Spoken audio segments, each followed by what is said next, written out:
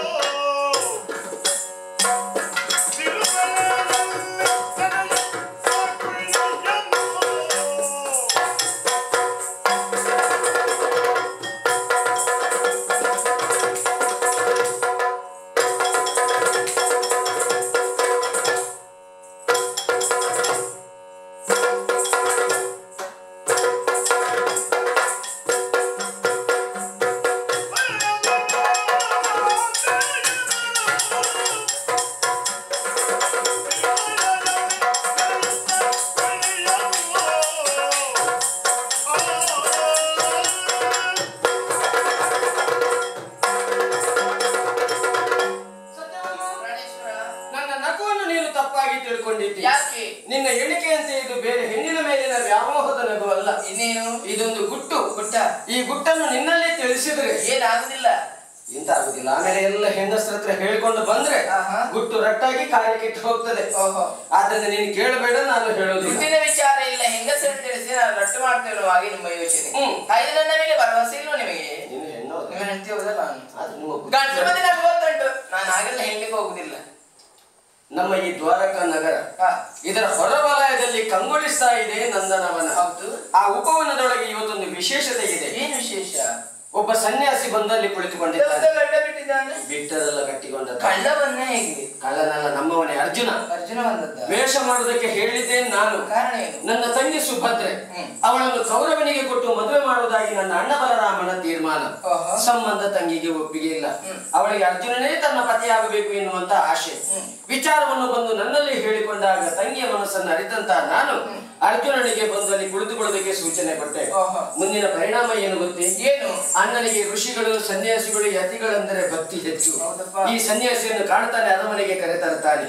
ಸೇವೆಗಾಗಿ ಸುಭದ್ರೆಯನ್ನೇ ನೇಮಿಸಿ ಬಿಡ್ತಾನೆ. ಇಷ್ಟಪಟ್ಟ ಗಂಡು ಏಕಾಂತದಲ್ಲಿ ಸಿಕ್ಕಿದಾಗ ಪರಸ್ಪರ ಮಾತುಕತೆಯಾಗಿ ಅಲ್ಲಿಂದ ತಪ್ಪಿಸಿಕೊಳ್ತಾರೆ. ವಿಚಾರ ತಿಳಿಯದ ಕೌರವ ದಿಪ್ಪಣಿಗನಾಗಿ ಬಂದ ಸಂದರ್ಭ ಹೆಣ್ಣು ಸಿಗದೆ ಅವಮಾನಿತನಾಗುತ್ತಾನೆ. ಅಣ್ಣನ ಮಾತು ಮುರಿದು ಬೀಳ್ತದೆ. ಆ ಕಡೆಗೆ ಸುಭದ್ರ ಕಲ್ಯಾಣ ನಡೆದು ಹೋಗುತ್ತದೆ. ಅದಕ್ಕೆ ಹೇಳಿದ್ದು ನಾನೇ ರಂಗ, ಅರಿಯರು ನನ್ನ ಅಂತರಂಗ, ಪಡಿಸಬೇಡ ನೀನು ಬಹಿರಂಗ.